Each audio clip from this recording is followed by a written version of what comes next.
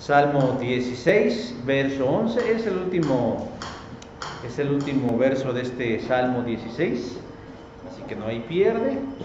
Recuerden que el libro de los Salmos los vamos a encontrar casi a la mitad de la Biblia, son 150, entonces nosotros vamos casi al principio. Salmo 16, verso número 11, y una vez que lo encuentren, les voy a invitar a que nuevamente, puestos sobre sus pies, podamos hacer juntos la lectura de esta porción de la Escritura, Salmo 16, verso 11. ¿Amén? Amén. Vamos a leerlo todos una voz, hermanos. Dice así la palabra del Señor: me mostrarás la senda de la vida, y en tu presencia hay plenitud de gozo, delicia tu diestra para siempre. Amén. Tomen sus lugares, mis hermanos y hermanas.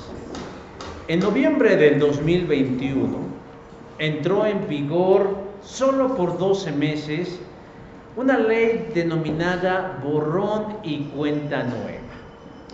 Esta ley es un esfuerzo del gobierno colombiano, que no nos emocionemos, del gobierno colombiano, para beneficiar a los más de 12 millones de deudores que tienen reportes negativos en lo que ellos llaman centrales de información, lo que para nosotros es el buró de crédito. El plan consiste en borrar ese puntaje negativo y tener un historial crediticio inmaculado, es decir, libre de toda deuda.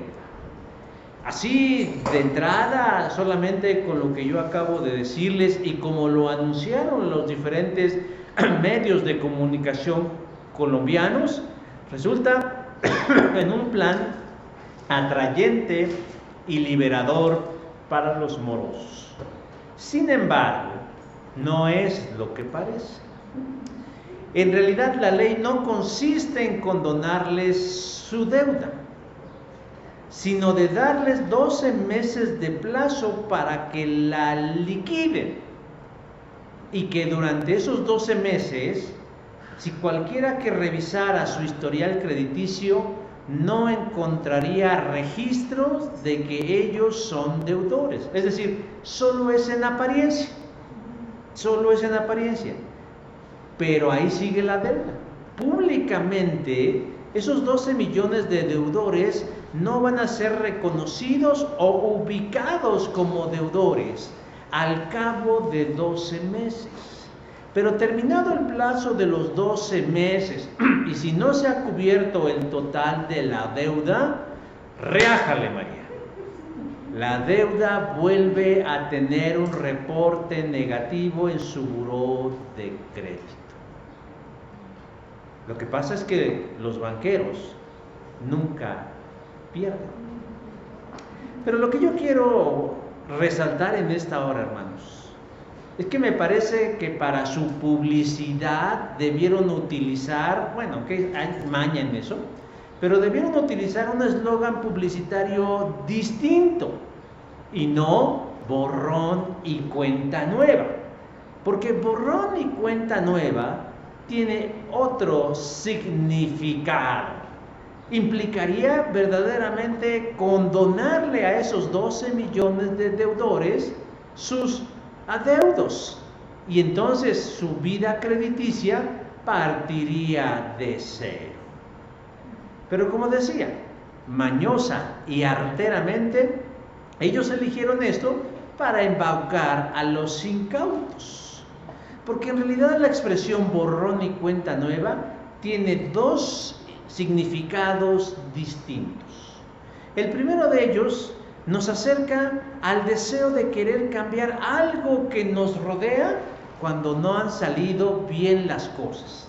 Dar por terminado eso que nos causa conflicto y volver a empezar. Porque tenemos que reconocer que en ocasiones nos encontramos en situaciones donde quisiéramos mandar todo a volar y volver a empezar. La rutina, el despropósito, el fracaso, la tristeza, la insatisfacción, y poder y poder, si se pudiera, resetear, como dicen en el argot de las computadoras, o de reiniciarlo todo con la idea de borrar y volver a comenzar. Pero el segundo significado de la expresión borrón y cuenta nueva, me parece a mí que tiene su sentido en una verdad que encontramos en la Biblia y que nace del corazón de Dios. Porque muchas veces nosotros, a lo largo de la historia de nuestra vida, llegamos a callejones sin salida, sin saber cómo es que llegamos ahí, pero quisiéramos empezar de nuevo. Nosotros siempre, y es natural que anhelemos algo mejor, borrón y cuenta nueva. Pero a veces en la búsqueda de ese volver a comenzar, ponemos nuestra atención en muchas cosas y no necesariamente son malas, como por ejemplo la educación. Decimos, no, pues yo creo que si estudio 3 carreras más, las cosas serán distintas. O si a veces decimos, no, si yo tuviera tanto dinero, las cosas serían diferentes. Inclusive si yo encontrara a alguien con quien compartir mi soledad, las cosas serían mejor. Y yo no dudo que esto pueda ayudar en algo, pero lo cierto es que hace falta algo, un poder sostenido que nos lleve a una mejor calidad de vida, porque todos queremos vivir mejor. Yo quiero compartirles hoy, en esta hora, en un muy breve viaje por la Escritura, 3 aspectos importantes de cómo podemos borrar ese pasado o esas acciones o esas decisiones y volver a empezar de nuevo. ¿Cómo podemos hacerle? La Escritura nos dice cómo hacer verdaderamente, y no como los banqueros de Colombia, un auténtico plan para volver a empezar. En primer lugar, mis hermanos y hermanas, déjenme decir que nosotros podemos comenzar de nuevo, borrando lo que queda atrás, cuando admitimos una verdad fundamental, que nos encontramos en un camino equivocado. Mateo capítulo 7, verso 13 nos dice, ancha es la puerta y espacioso el camino que nos lleva a la perdición, y muchos son los que entran por ella. Decía hace un momento que en el viaje de la vida que todos hemos emprendido sin pedirlo, o sea que fuimos colocados en este mundo y en esta vida sin pedirlo y que irremediablemente tenemos que avanzar, a veces llegamos en un punto donde experimentamos lo que mencioné hace un rato, vacío, despropósito, impotencia, enojo, incertidumbre, miedo, tristeza. ¿Y saben por qué? Porque nos equivocamos de camino, porque estamos en el camino equivocado, porque Dios no nos puso en este mundo para que viviéramos de esta manera. Contrario a lo que los ascéticos creen, los ascéticos son esos que se autoflagelan, son aquellos que mortifican su vida diciendo, no, yo soy una cucaracha, yo soy un gusano, nadie nació para mí, yo no nací para amar, y etcétera, etcétera. Ellos están convencidos que esta vida se vino a sufrir, y no es así. Pero pocas veces, hermanos, podemos hacer algo para cambiar nuestra realidad. A veces la gente es curiosa, pero a veces quiere salir de esos agujeros por sus propias fuerzas, pero estas no les alcanzan. A veces quieren salir de ese agujero minimizando las circunstancias. Yo no sé si ustedes han visto un video de una mujer que está vendiendo un teléfono celular que dice, vendo este teléfono celular porque tengo problemas de deudas, pero el teléfono está bueno. Y empieza a decir, bueno, cuando usted toma la foto, el botón se queda trabado y la foto se borra, pero el teléfono está bueno. Bueno, pero es que cuando usted quiere prenderlo ya no prende, tiene que ponerlo en el cargador, pero ya la entrada no sirve, está botada, pero el teléfono está bueno. O sea, estamos tratando de minimizar una realidad diciendo, bueno, pero las cosas están bien, cuando en realidad no están bien. Otra manera de hacerlo es negando la realidad. No hay nada más trágico, hermanos, en la vida que negar la realidad.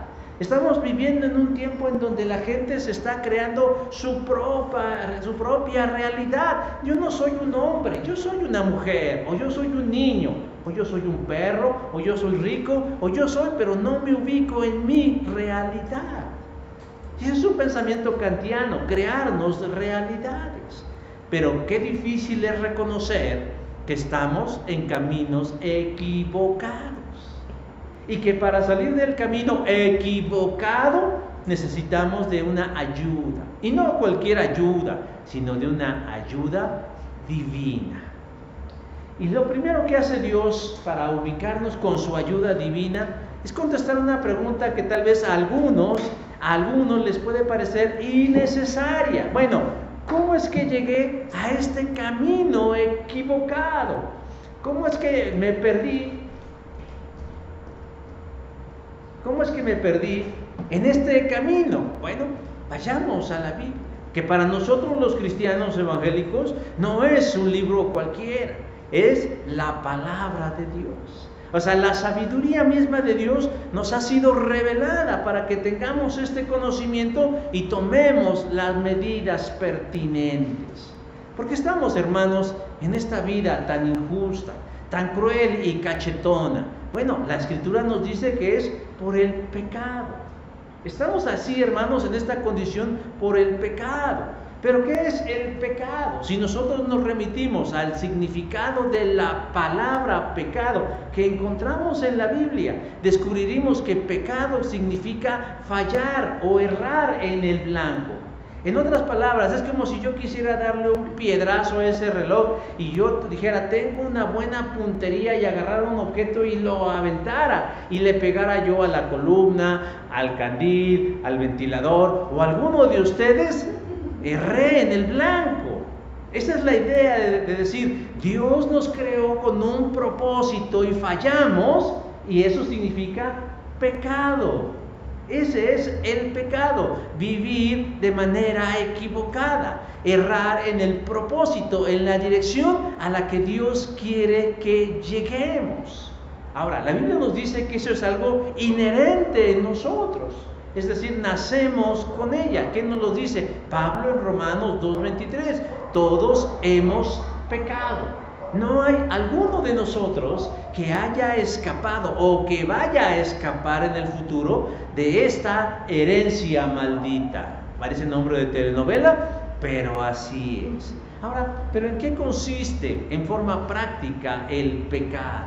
Bueno, en ir en el sentido contrario de todo lo que Dios tiene y quiere para nosotros. Él quiere lo mejor para nosotros, pero el pecado que vive en mí y en usted y en todos nos lleva a optar por una dirección distinta, por la que nos marca Dios. Si Dios dice derecha, yo digo izquierda. Si Dios dice alto, yo digo bajo. Si Dios dice blanco, yo digo negro, porque actuamos de manera autónoma. ¿Y qué es lo que trae como resultado? Que erramos en el blanco y de pronto, sin querer, queriendo, como diría el Chavo del 8, nos encontramos en un callejón sin salida, diciendo, ¿cómo le hago ahora para salir de este agujero? En un camino equivocado.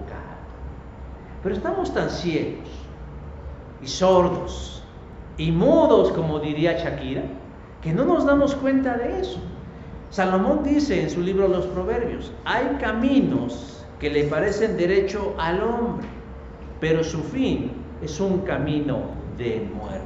Nosotros no creemos que estamos equivocados, al contrario, creemos que estamos en lo correcto, y no hay nada más necio y más absurdo que decir que estamos en lo correcto cuando estamos en el precipicio de nuestra vida.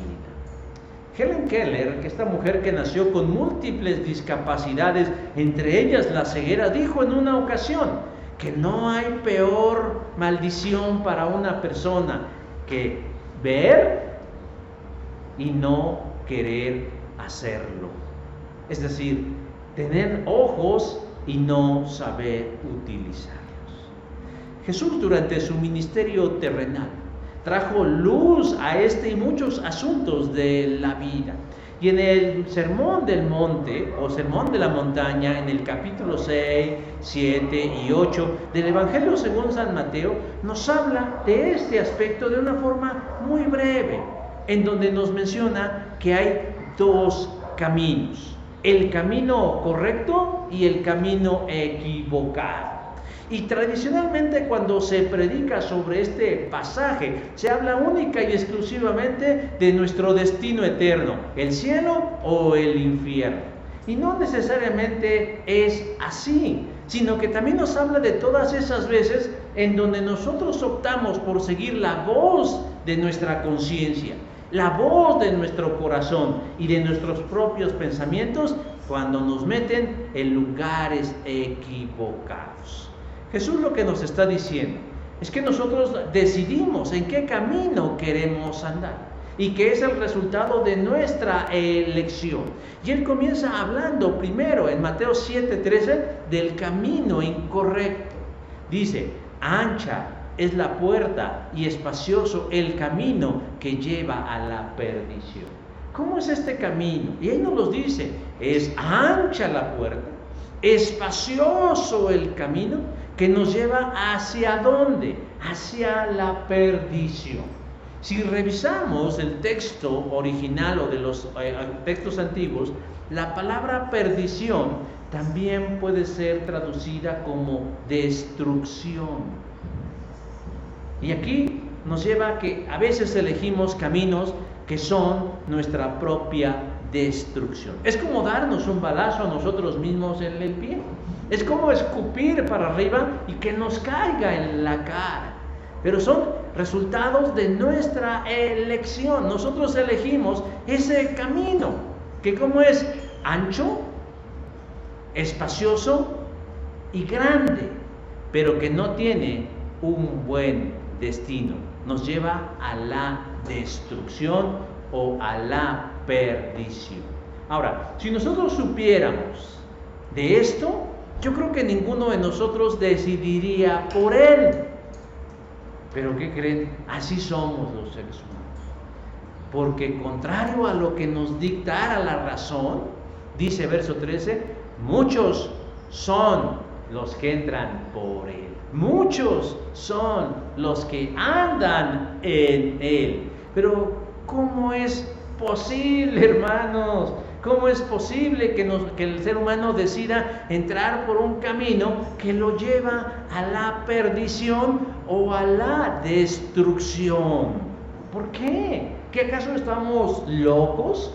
¿Acaso estamos tontos? ¿No andamos pavoneándonos por el universo diciendo que somos las criaturas más inteligentes colocadas en este planeta?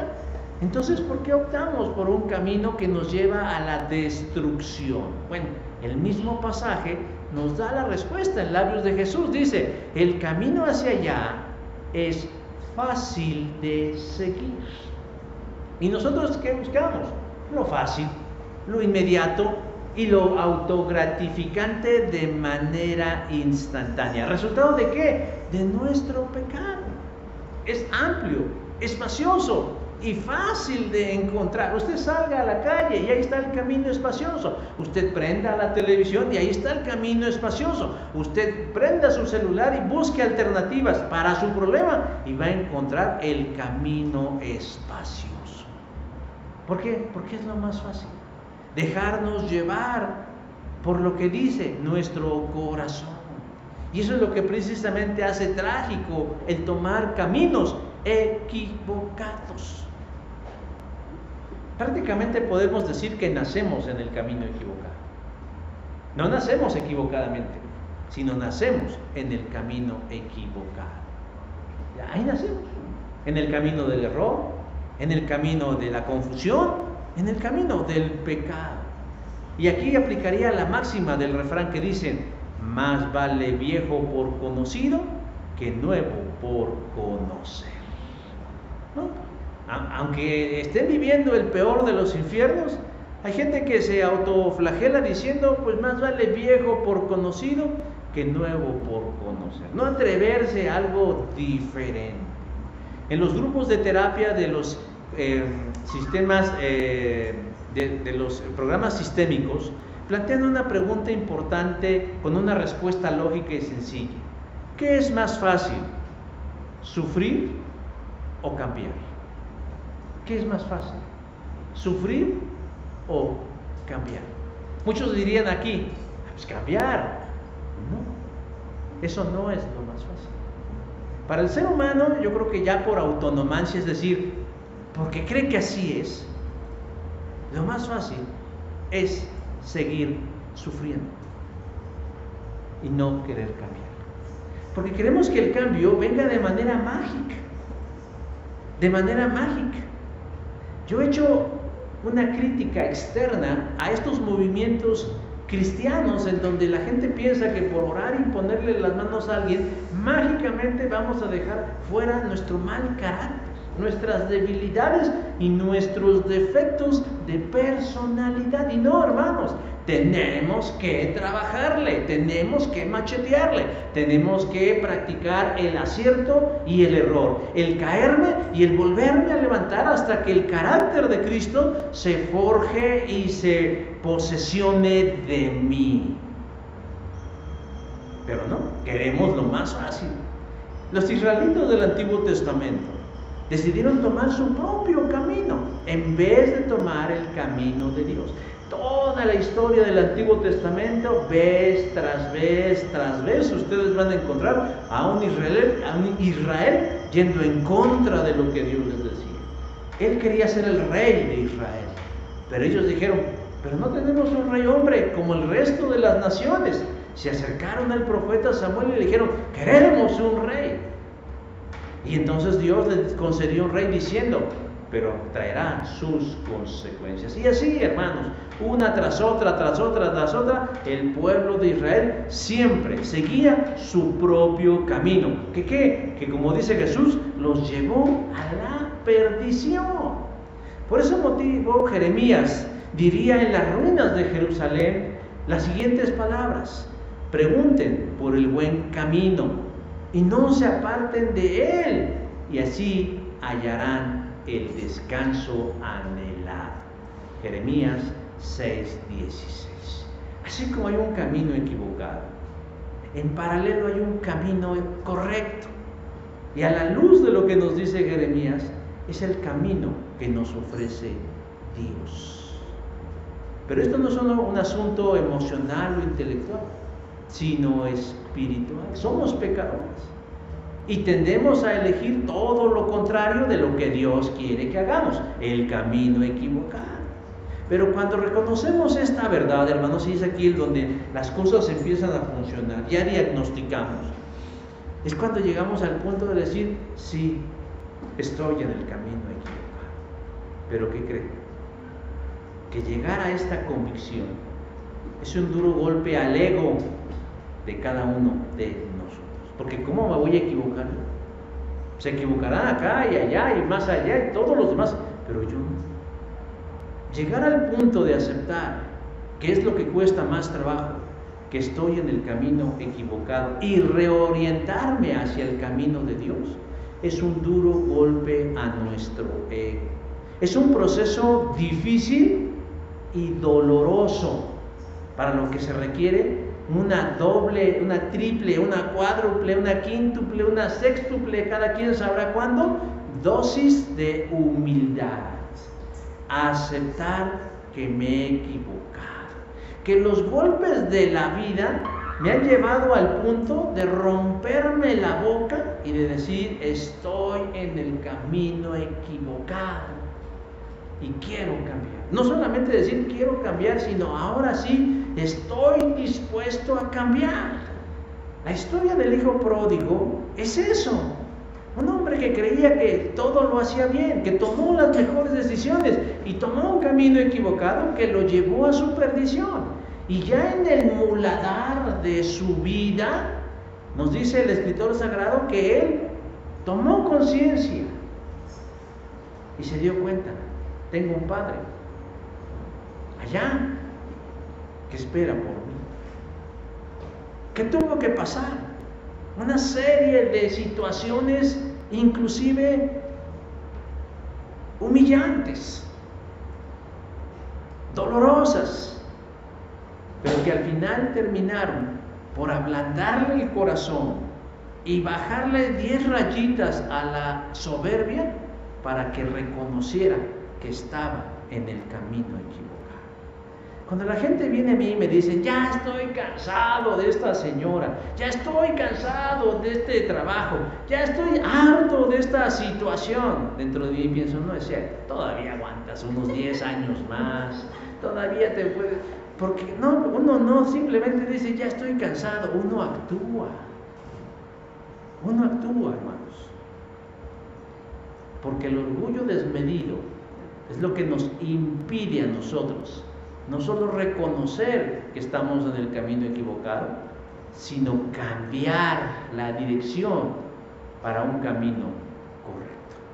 Ahora, habrá quien diga: yo no puedo hacer eso. Pero Dios sí puede. Dios sí puede.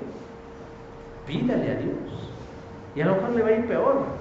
Pero el propósito de eso es que Dios quiere que usted en su corazón diga: me doy ahora sí, ya no quiero estar en este camino. Quiero borrón y cuenta. Lo segundo, hermanos, que hay que hacer una vez que ya hizo este enorme ejercicio de introspección y de decir: sí, estoy en el camino equivocado, es reconocer que hay vida después de esa decisión, es decir, que hay esperanza. Ahora si vamos al Salmo 16, verso 11, el que acabamos de leer, dice: me mostrarás la senda de la vida y en tu presencia hay plenitud de vida.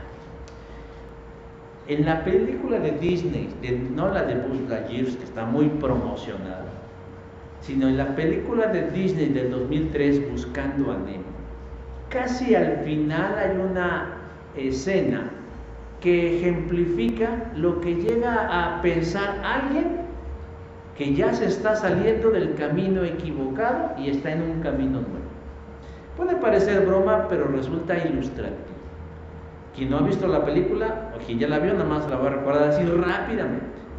Nemo es un pez payaso en edad infantil, que es raptado y llevado a vivir en una pecera de un dentista que vive en Sydney, Australia.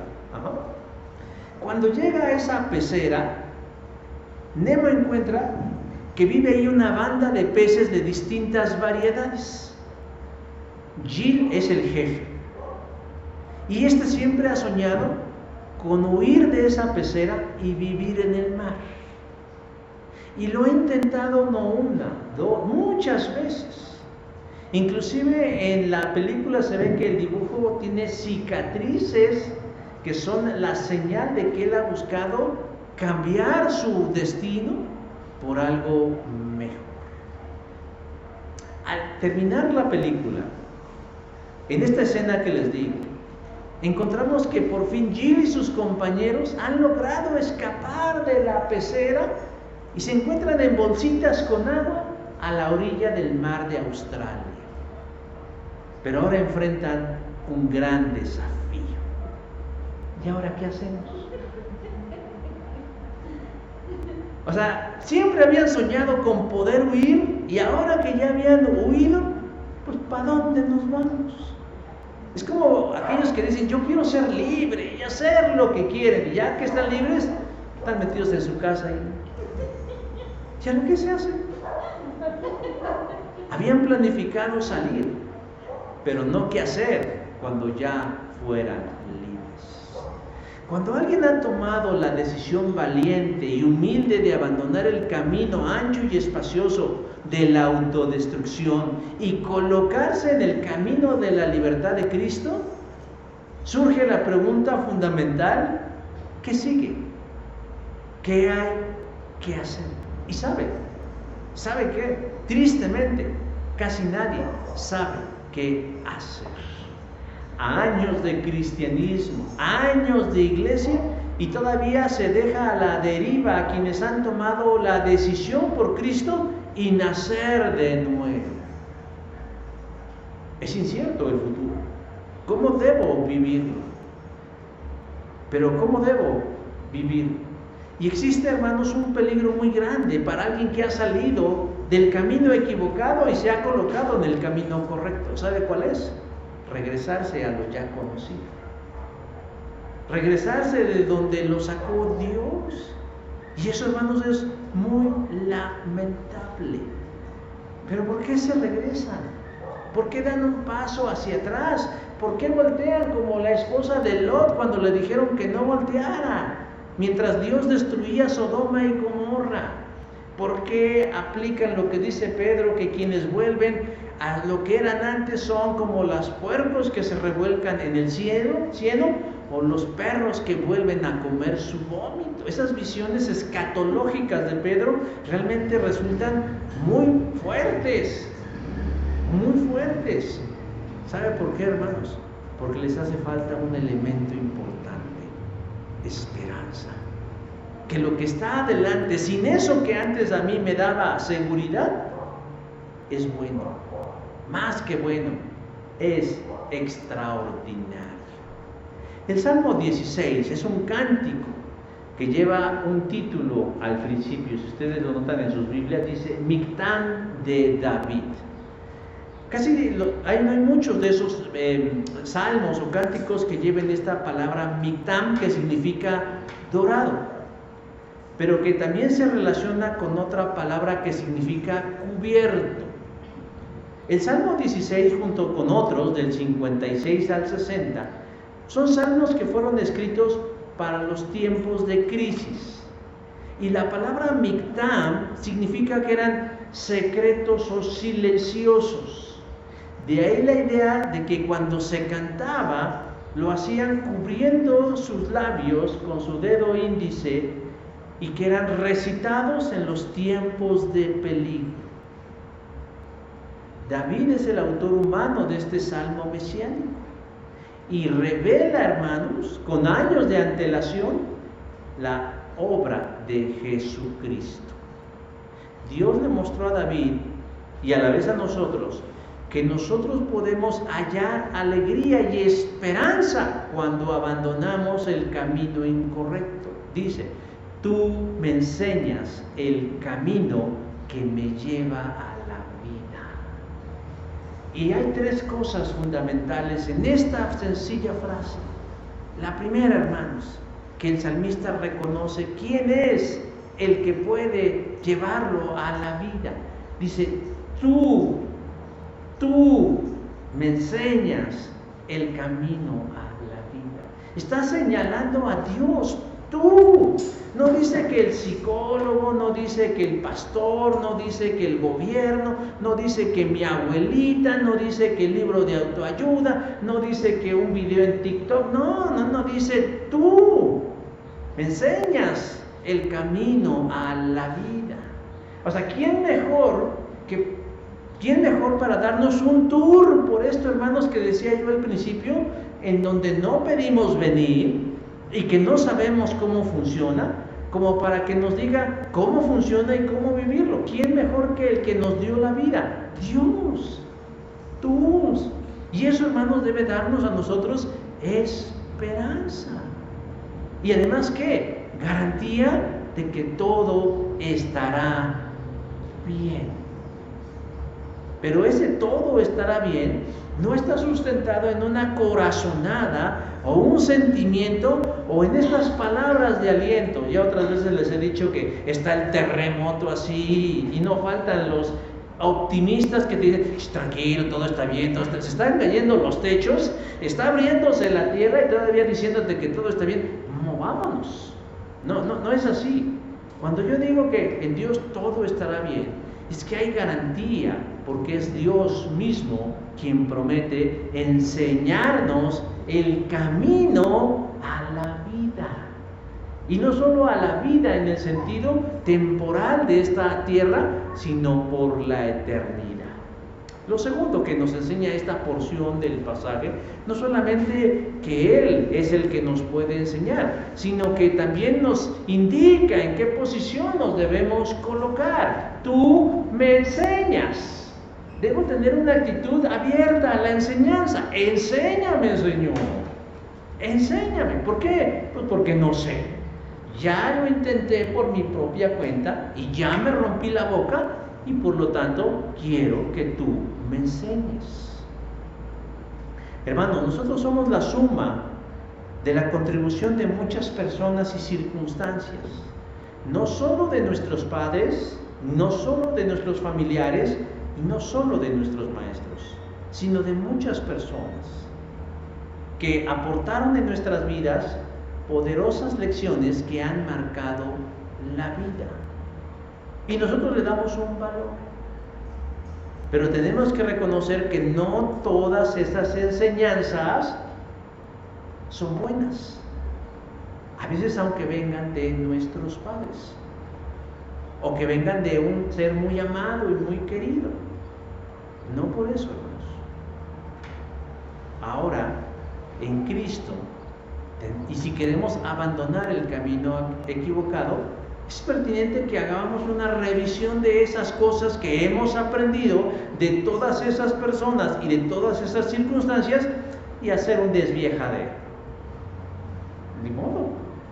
Yo sé que es después, miren, después del enorme trabajo de aceptar que estoy equivocado, sigue la mata dando.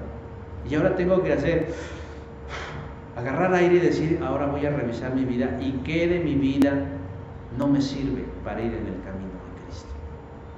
Y cuesta trabajo, hermanos, porque como decía hace un rato, pueden haber cosas que inclusive me enseñó alguien muy valioso para mí, pero que no me convenga. Y que sea contrario a lo que ahora mi maestro me quiere enseñar. Me tengo que colocar en una posición de tú me enseñas y yo aprendo. Tú me guías y yo te sigo. Y por último, de esta porción de la Escritura, ¿hacia dónde me guía Dios? Hacia el camino que lleva a la vida. A la vida. Ahora en Cristo, hermanos, no solo estamos en un nuevo camino, sino en un mejor camino. Tratando de hacer un análisis objetivo, nos prometieron un cambio y lo cumplieron. Nuestro país ha experimentado un cambio. De ahí a que sea un mejor cambio, eso es otra cosa, pero cumplieron. Ellos no dijeron un mejor cambio, ellos dijeron, vamos, ofrecemos un cambio, pero no nos dijeron buen cambio. Ahora ya se la quieren sacar con que es bueno, pero la idea, hermanos, es que nunca nos engañaron. A esos 30 millones de personas que dieron su confianza, a quienes hoy nos dirigen, les faltó preguntar, ¿y qué tipo de cambio me estás ofreciendo? ¿Mejor que en el que estaba? Porque de qué es cambio, es cambio. Lo mismo sucede, hermanos, cuando estamos en el camino equivocado y cambiamos. Hay gente que cambia de modelo. Ah, caray, yo no te conocía a esta persona. Es que ya cambió. Es que no se trata solamente de cambiar de modelo. Ese cambio realmente es el que Dios quiere. Pero cuando Dios es el que nos guía y nosotros somos los que le aprendemos a Él, debemos tener certeza que Él nos lleva a un cambio mejor que el que estábamos antes. No es incierto, como los océanos en donde estaban Jill y sus amigos, en donde no tenían ni la más remota idea de a dónde ir. Pero ¿qué clase de cambio nos está diciendo Dios? Dice verso 11, donde hay plenitud de vida. Plenitud de vida. Yo empecé a usar lentes por ahí de los 25, 26 años. Y recuerdo mucho cuando fui a mi examen de la vista, yo no creí que nunca había necesitado lentes. Y me acuerdo mucho que cuando el optometrista me dio mi graduación, me dijo: usted nunca ha visto bien en su vida. Pero yo no lo sabía, no solo porque no me lo habían dicho, sino porque yo creía que sí veía bien. Después de que empecé a usar lentes, dije: en verdad esto es el 4K. Yo nunca había visto bien. Luego entonces, si hemos vivido siempre una vida medianamente buena, promedio, con algunos conflictos por ahí, pues no tenemos la menor idea de qué es plenitud de vida, porque no la conocemos. Pero Dios nos la ofrece. Dios nos la quiere dar. Salte del camino equivocado y yo te voy a dar vida. ¿Qué tipo de vida? Donde hay plenitud de vida. ¿Qué es eso? Pues ¿cómo vas a saberlo si nunca has vivido en ella? ¿Cómo vas a saber de amor si nunca te ha besado un iztapalapeño? ¿No? O sea, no podemos decir. Es como esta señora que habla alienígena, ¿no? ¿Sí ha visto? De mi corazón, ¿no la has visto? Bueno, una señora que dice que habla alienígena. Bueno, no hay un referente para que digamos ella está hablando alienígena. Yo puedo decir tonterías cuando no predico y decir yo hablo un idioma, no tengo una referencia. De igual manera, no tengo una referencia de la plenitud de vida, pero Dios me dice: yo te la voy a dar. Entonces vale la pena que experimentar con Dios algo que nunca he vivido, plenitud de vida. Jesús, años más adelante, reafirmaría la idea del salmista cuando dicen: yo he venido para que tengas vida y para que la tengas en abundancia. O sea, el camino de Dios es llevarnos a un tipo de vida que no hemos conocido. O a lo mejor ya como creyentes ya la hemos conocido: abundante, próspera, buena, plena, rica. En fin, no significa que sea una vida ausente de retos o dificultades. Solo que la diferencia estriba en que ahora contamos con los recursos del Señor para triunfar sobre esas dificultades. Hermanos, no debemos esperarnos a morir para comenzar a disfrutar las bendiciones de Dios. Ahora que me muera y esté en la presencia del Señor, entonces pues, todos mis problemas se resuelven. No, hermanos, nosotros ya estamos en la presencia del Señor. Ya desde hoy estamos en el preámbulo de la presencia del Señor. Y todo lo bueno que Él tiene, lo tiene para nosotros. Diría Juan, en Juan 17:2, dice: para que Él les conceda vida eterna a todos los que les ha dado. Él quiere darnos una buena vida. Pero para eso, hermanos, tenemos que borrar lo viejo y empezar lo nuevo, con esperanza en que en Jesús las cosas serán mejor. Y por último, la tercera cosa o el tercer elemento para tener un borrón y cuenta nueva en la vida es reconocer quién es ese nuevo camino.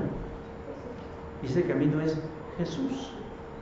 Juan capítulo 14, verso 6 nos dice: yo soy el camino y la vida, la verdad y la vida, y nadie viene sino por mí.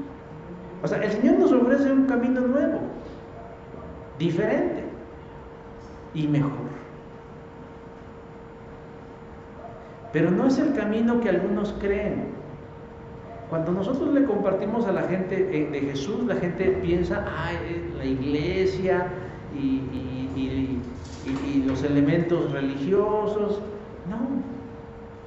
Durante los casi 3 años y medio del ministerio de Jesús, Jesús se fue manifestando a sus discípulos, se fue mostrando cómo era. Y aunque ellos tenían el entendimiento velado por el pecado, Dios en su soberanía se los fue abriendo de manera progresiva, es decir, no en un instante, sino progresivamente. Él fue mostrándoles cada vez más y más que ese Jesús era alguien más que un maestro, y se reveló a ellos como ¿qué? Como el único camino para llegar a Dios. Juan 14:6, yo soy el camino. Pero ¿quién es este Jesús que se arroba ese derecho? O sea, ¿qué? ¿Por qué no Buda? ¿O por qué no Mahoma? ¿O por qué no otra persona? ¿Por qué este Jesús se da ese privilegio de decir yo soy el camino? Bueno, antropológicamente hablando, Jesús nació hace más de 2000 años, en un rincón de la Palestina. Es hijo de una mujer judía y de un carpintero. Y durante los primeros 30 años de su vida, él se condujo en un bajo perfil. Nada se conoce de Jesús de esos primeros años, salvo algunos eventillos por ahí, como por ejemplo su nacimiento en Belén de Judea, Mateo 2 del 1 al 22, su presentación en el templo luego a los 40 días de haber nacido, Lucas 2, 22, su huida a Egipto escapando de las amenazas de Herodes, Mateo 2, 13, y su adolescencia a los 12 años cuando visitó el templo, Lucas 2, 41. Pero de los 12 a los 30, todo lo que se pueda decir de Jesús son meras especulaciones. De parte de Dios hay un silencio deliberado hasta que en un momento en el río Jordán se escuchan las siguientes palabras: he aquí el Cordero de Dios que quita el pecado del mundo. Juan 1:21. ¿Quién dijo esas palabras? Juan el Bautista. Y yo creo que en ese momento que Juan el Bautista lo presentó como el Cordero de Dios que quita el pecado del mundo, prácticamente nadie entendió lo que dijo. Pero no importó, todavía no era el tiempo. Y a partir de ese momento Jesús comenzó lo que se conoce como un ministerio terrenal que duró 3 años o 3 años y medio. ¿Haciendo qué? Proclamando el reino de Dios. Y secundariamente haciendo milagros y portentos. ¿Para qué? Para respaldar sus palabras. Su predicación le hizo ganar muchos seguidores, así como sus milagros. Pero también le hizo ganar adversarios, que al final de la historia lo llevaron a la muerte de cruz. Desde una perspectiva humanista, este es Jesús. Este es Jesús. Pero Jesús es mucho más que eso. Mucho más que un hombre carismático y bueno. Y mucho más que un gran maestro dando sabias enseñanzas. ¿Quién es Jesús, hermanos? Para que nosotros podamos confiar que Él es el camino. Él es Dios. Él es Dios mismo encarnado. ¿Y de dónde saco yo eso? Pues de lo que dice la Biblia cuando dice: en el principio era el Verbo, y el Verbo era con Dios, y el Verbo era Dios. La palabra verbo es la forma en la que se identifica a Jesús. Jesús es el Logos. Logos es palabra. ¿Pero por qué se le llama así a Jesús? Porque Jesús es la promesa de Dios dicha en su palabra a lo largo del Antiguo Testamento, que se ha hecho tangible, verdadera, real, auténtica y visible a todas las personas.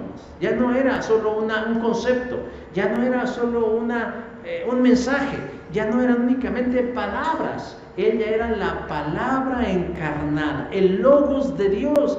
Era tangible, evidente en Jesús. Ahora, noten ustedes cómo en la parte final de ese versículo 1 de Juan 1 dice: y el Verbo era Dios. Y esa parte, hermanos, es fundamental para este nuevo camino.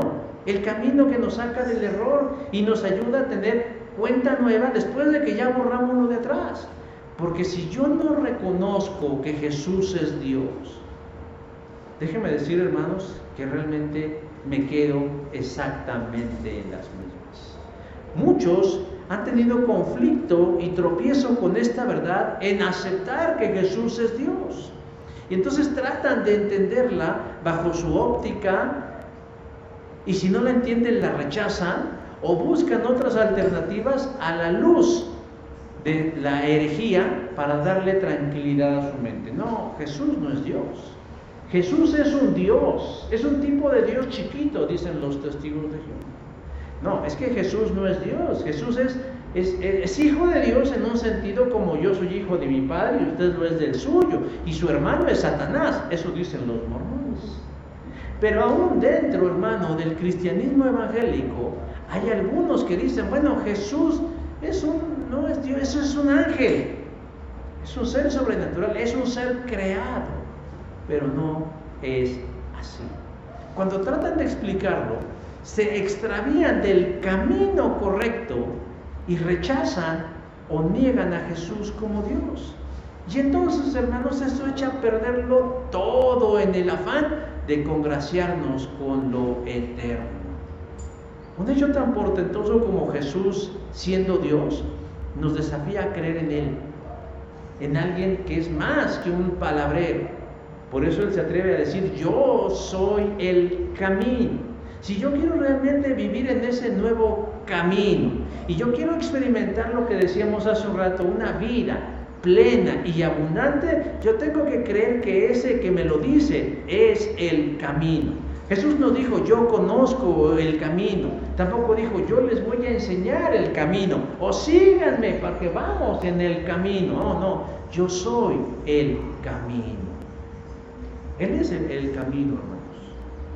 Ahora, ¿qué debemos hacer con Jesús? Porque ya sabemos quién es Jesús, desde una perspectiva antropológica, y desde una perspectiva teológica decimos: bueno, ya sabemos quién es Jesús. Y luego, ¿qué hacemos? Tenemos que creer en Él. La eficacia del mensaje de la salvación no radica en si entendemos el Evangelio, sino si lo creemos y depositamos en Él nuestra confianza. Porque el mejor camino que puede llevarnos a Dios es la fe y no la información. Es imprescindible que creamos en Jesús, pero también es imprescindible que le creamos a Jesús. Porque yo puedo creer que Jesús existe o existió, o la Biblia habla de Él, pero creer que Jesús hoy en día puede venir y abrazarme y hacerme sentir acompañado, creer que Jesús puede animarme y darme la fortaleza para seguir adelante, eso es otro cantar. Es ahí donde muchos fallan, es ahí donde muchos tropiezan, porque dicen: yo sí creo en Jesús aquí y lo encuentro aquí. Pero no creen que es Jesús el que les está diciendo a su lado: cambia de actitud, perdona, esfuérzate, trabaja, congrégate, comparte. No creen en eso. Hermanos, Jesús ya lo hizo todo por nosotros. Por eso es incorrecto que nosotros en nuestras alabanzas le digamos: Señor, dame más, Señor, derrámate en mí, Señor. Si el Señor va a decir: si yo ya lo di todo, yo ya me di en la cruz del Calvario. Me dejé golpear, me dejé humillar, me dejé quitar la vida, fui acusado injustamente, llevé una cruz por tu causa, y todavía me estás pidiendo más. ¿Qué más quieres que te dé? Al tercer día resucité, mostrándole a todos que yo era el Señor de la vida. Ascendí a los cielos a prepararte una morada, y te envié mi espíritu para que sea tu fuerza, tu ayuda y el sello para el día de la redención final. ¿Qué más necesitas? ¿Qué más necesitas? ¿Saben qué necesitas? 3 cosas. Confianza. Confianza. Confianza. Así se resume, hermanos. Confía en Él, en todo momento y bajo toda circunstancia. Pedro dice que hay quienes conocen a Jesús y tropiezan. ¿Por qué tropiezan? Porque no obedecen la palabra de Dios, y por eso se enfrentan con el destino que les fue preparado. Por eso les va mal. Por eso les va mal. Por eso cuando la gente viene a mí y me dicen, cuando toman decisiones contrarias a la voluntad del Señor, les pregunto: ¿estás seguro que quieres hacer eso? Sí. ¿De veras? Sí. ¿Qué están haciendo? Se salen del camino. No estoy hablando de la salvación, pero sí de la bendición. Y cuando se salen, tropiezan, como dice 2 de Pedro 2:8, porque no obedecen la palabra de Dios. Y por eso se enfrentan con el destino que les fue preparado. Pero siempre hay una salida, hermanos, de volver a comenzar. ¿Cómo? Confiando en Jesús. Los bancos y el gobierno colombiano ofrecen a los deudores un falso borrón y cuenta nueva. Pero Jesús en la fe, Él sí nos ofrece un auténtico borrón y cuenta nueva. ¿Qué necesitamos? Reconocer que estamos equivocados. Tener fe y esperanza que lo que Él nos va a mostrar hacia adelante es mejor de lo que teníamos. Y tercero, hermanos, creer que Jesús es el camino exclusivo para llegarnos a aquel que puede marcarnos una ruta segura, que es el de la vida plena y abundante que Él diseñó para nosotros. Qué trágico será que cuando lleguemos al cielo nos encontremos con un sinfín de bendiciones que nunca se usaron. ¿Por qué? Porque nunca abandonamos el camino incorrecto para atrevernos a ir por el camino de la fe. Ahí queda pues la invitación del Señor. Si queremos borrar y volver a empezar en todo momento y en todas circunstancias en donde así lo consideremos. Vamos a orar para terminar. Señor Dios, te agradecemos en esta hora la bendición que nos das, Padre Santo, de estar en este lugar escuchando tu palabra. Queremos que tu palabra, Señor, sea práctica en nuestras vidas. Por eso, Señor, en esta hora queremos hacer nuestra esta promesa. Bendícenos y guárdanos y ayúdanos, Señor, a que si en algún momento de la vida tenemos y deseamos y reconocemos que hemos de volver a comenzar, lo hagamos siempre en tus caminos. Danos la disponibilidad y la fuerza para poder hacerlo. Te lo pedimos en los méritos de aquel que hace posible que nosotros podamos hablar contigo de frente y cara a cara, como quien lo hace con un amigo. Cristo Jesús nuestro Señor. Amén.